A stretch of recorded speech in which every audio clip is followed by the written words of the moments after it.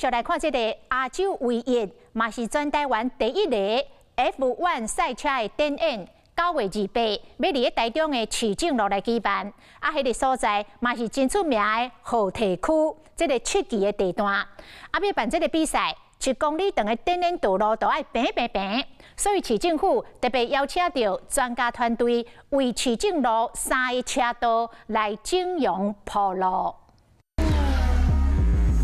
亚洲唯一台湾 F1 赛车表演9月28伫台中，地点伫台中市市政路沿线，这嘛是出名的7期河堤地段，为惠民路一直到这个调布路，差不多1公里，大路有平也无平，真要紧。台中市政府请专家团队出动这台为日本引进的1300万的道路智慧监测车。车顶有到红外线雷射 GPS 立体相机，车头还有平整度检测仪器，然后检查定铺了的路面的情形。整个道路是符合高速公路的一个等级，非常适合来做这一次一个展演的一个场地。专家强调讲，要予 F1 赛车表演的道路，这平整度一定要符合赛车的规定。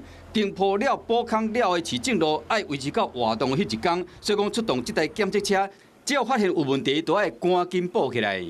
配合这个 AI 所谓人工智慧自动化的识别，那如果说道路上有发生任何的这个破坏，进行修复，然后进行养护，维持这个整个道路的一个使用的一个状况。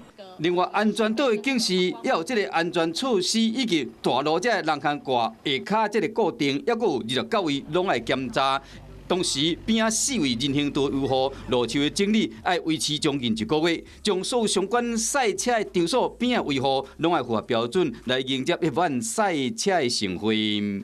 Hello， 我是郑雅芳。想要抢先掌握最及时的新闻资讯吗？赶快订阅、按赞、开启小铃铛，锁定华视新闻 YouTube 频道。